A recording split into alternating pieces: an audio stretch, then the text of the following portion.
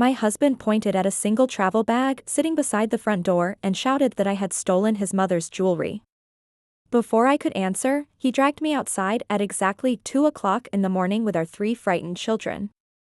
7 months later, that same bag sat on a polished courtroom table, and every lie my husband told collapsed because of what was hidden inside it. Before we begin, please like and subscribe. Now, get comfortable and enjoy.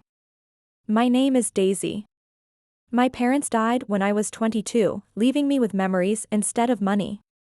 I built my life through patience, hard work, and careful planning. I worked as a senior accounting specialist for a regional logistics company, earning $88,000 each year. My husband, Eric, owned a small construction business that looked successful from the outside. Inside our home, appearances mattered more than honesty. His mother controlled every family decision. His younger sister treated our house like her personal shopping center. I ignored countless insults because I believed protecting my children mattered more than winning arguments. Every month I paid the mortgage from my salary. Every month Eric claimed the business needed another temporary loan. I transferred $12,000 during one difficult year because I trusted my husband completely. I never imagined trust would become the weapon used against me. The accusation came after a family dinner celebrating Eric's newest contract. His mother wore heavy floral perfume that filled every room before she entered.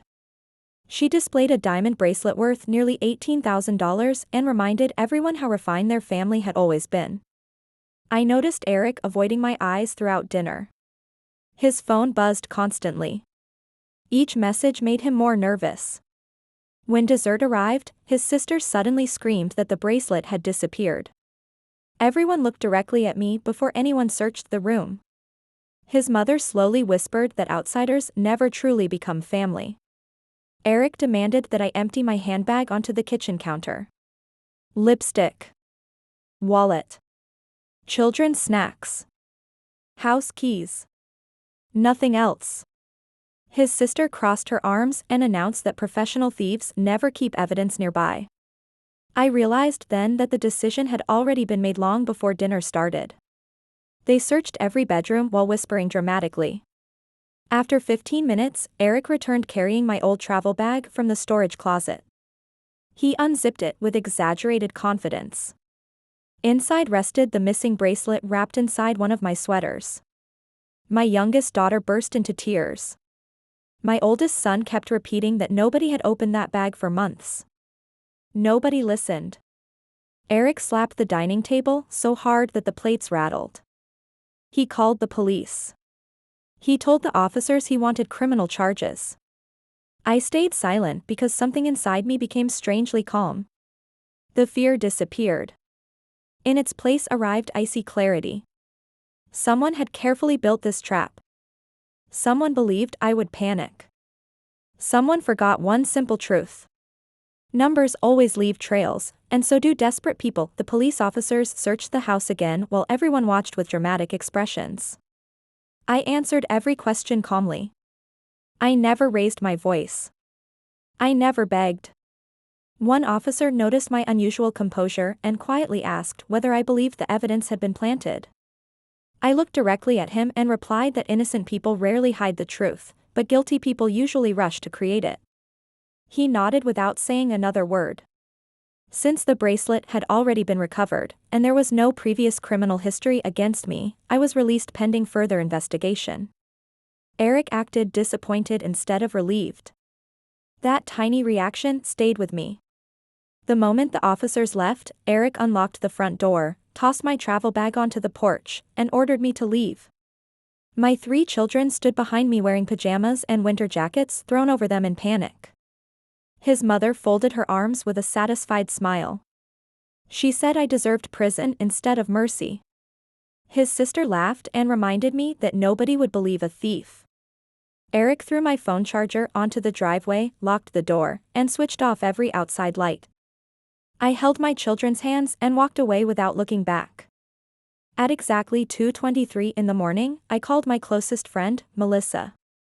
She answered before the second ring. 15 minutes later she arrived in her silver SUV with blankets, warm coffee, and enough calm to keep my children from falling apart. She asked only one question. What really happened? I don't know yet, I answered. But I will. That was the moment revenge stopped being an emotion and became a project. The following morning I rented a small furnished apartment using my emergency savings. The monthly rent was $1,800. I paid 3 months in advance. My children started sleeping peacefully again within 2 nights. They believed we were simply staying somewhere new for a while. I promised them everything would be okay. Unlike many promises adults make, I intended to keep mine. The investigation remained open. Eric immediately filed for divorce, demanding full custody and claiming I posed a moral danger to our children because of the theft allegation. Reading those papers should have broken me. Instead, they answered several questions. He wanted me out quickly. He wanted my reputation destroyed. Most importantly, he wanted the children. That combination never happens by accident.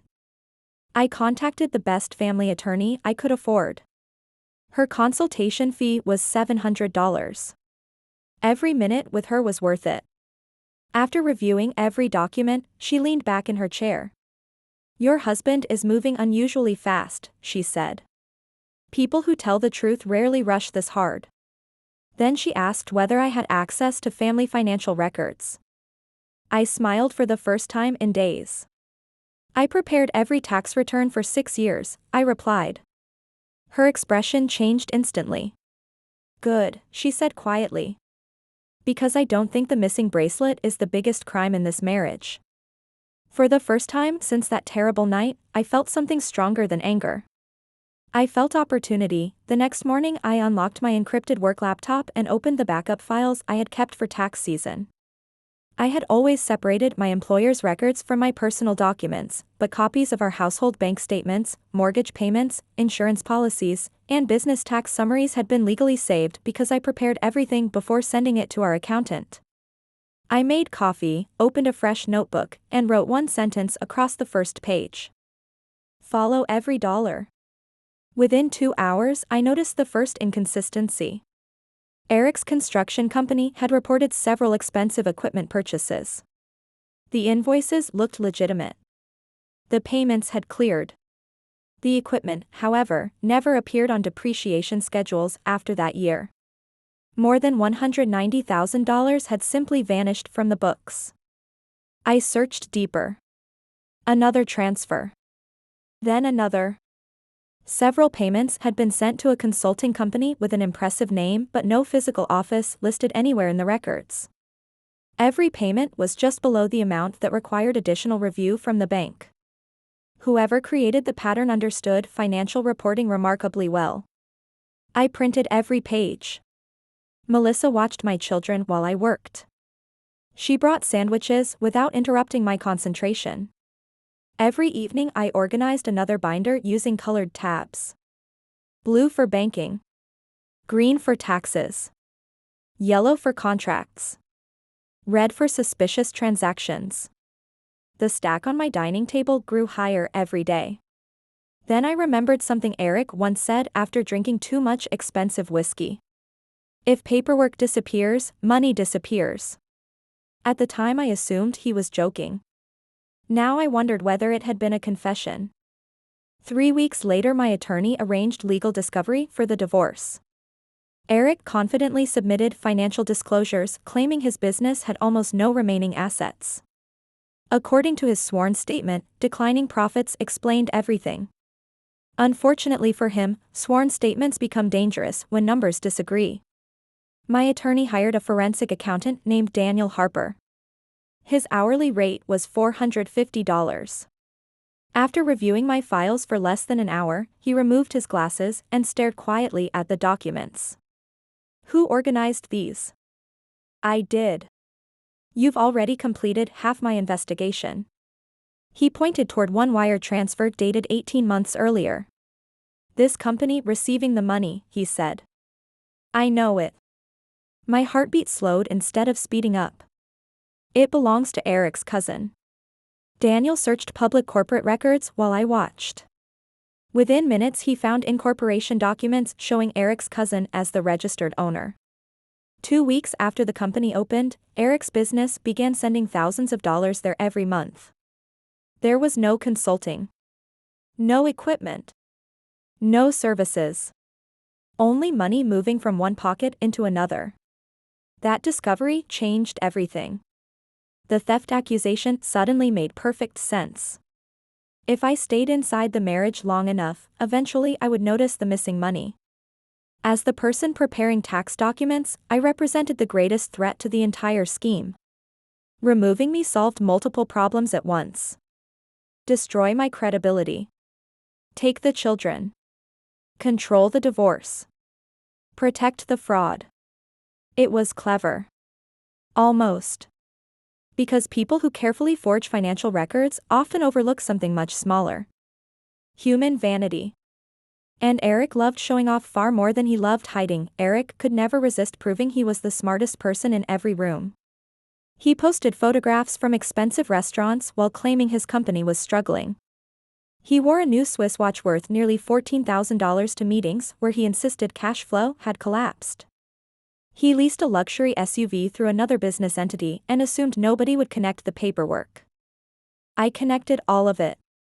Every photograph carried a date. Every payment left a timestamp. Every business filing created another public record. Daniel compared those records with the bank statements I had organized. The pattern became impossible to ignore. More than $640,000 had been diverted through shell companies during 4 years. Several payments eventually landed in accounts connected to Eric's mother and sister.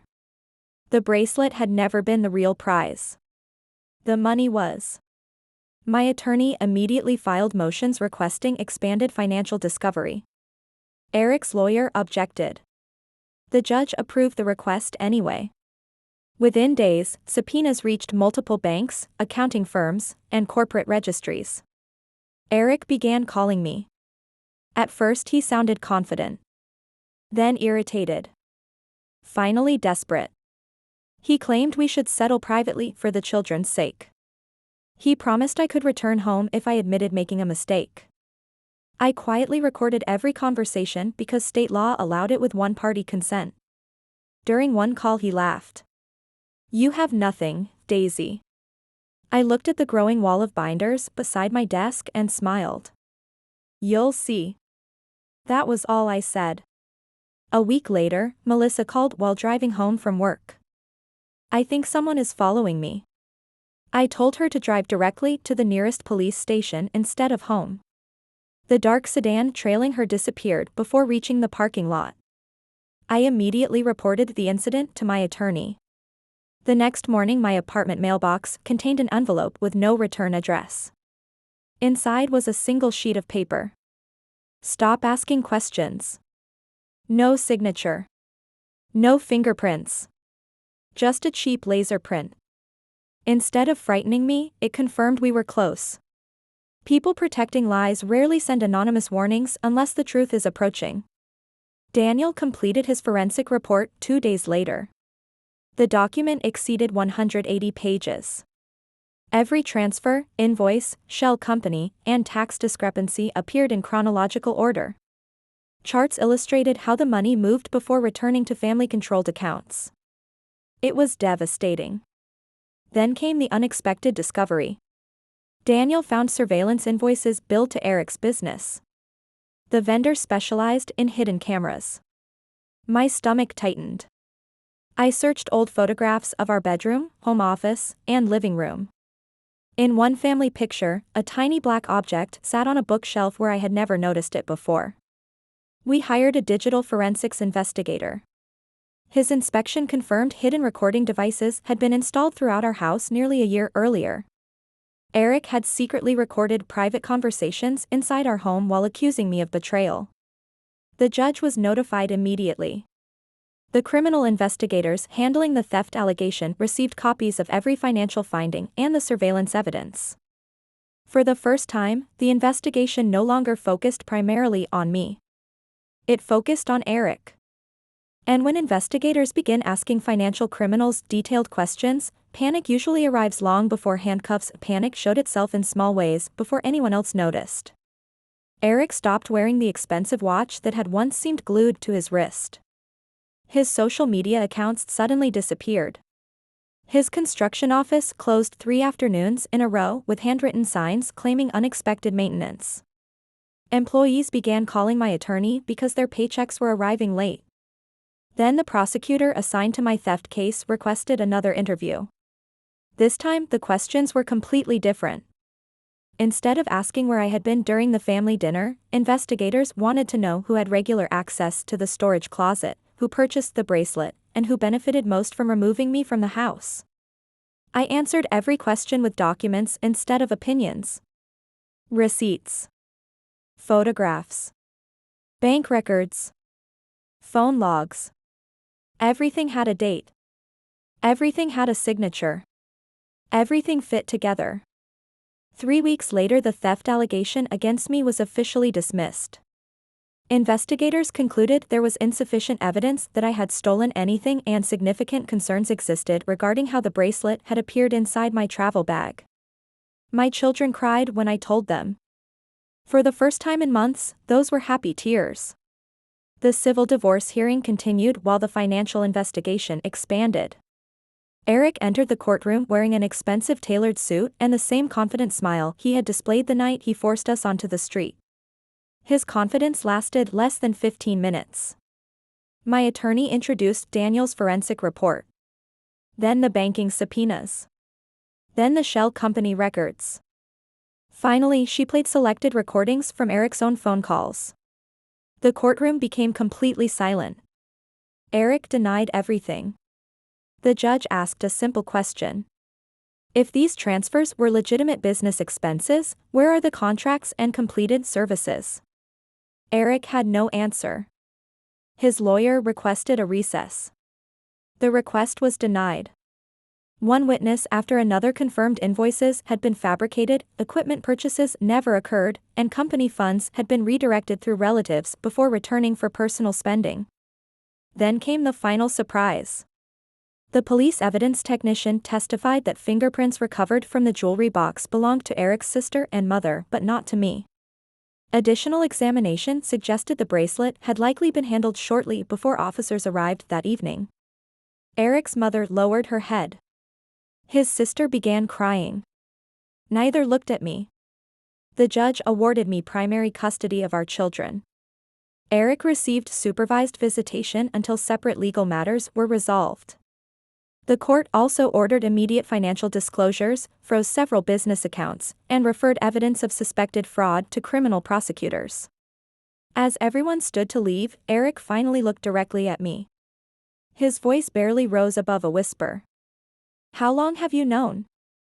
I closed the same travel bag that had started everything.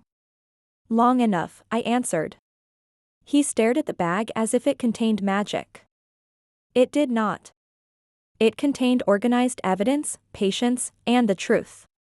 Those 3 things had destroyed every lie he ever built. The man who once threw me into the darkness at 2 a.m. walked out of the courthouse surrounded by investigators, unpaid debts, broken alliances, and the unbearable weight of his own decisions. 6 months later, the criminal case ended exactly as the evidence predicted. Eric pleaded guilty to multiple financial offenses after prosecutors presented the complete paper trail. His cousin accepted a separate plea agreement. His mother and sister avoided prison but paid substantial civil penalties after returning assets that had been transferred through their accounts. The family that once mocked me for supposedly stealing a bracelet lost homes, savings, reputations, and every illusion of untouchable power. I never celebrated their downfall. Justice did not need applause. It only needed proof. The insurance settlement, property division, and recovered marital assets allowed me to purchase a comfortable home with a bright kitchen, a small garden, and 3 bedrooms where my children finally felt safe again. We planted flowers together every spring. We laughed without worrying who might secretly be listening. Peace became our greatest luxury. I kept the old travel bag on a shelf inside my home office. Not because I wanted to remember the pain. Because I wanted to remember the lesson.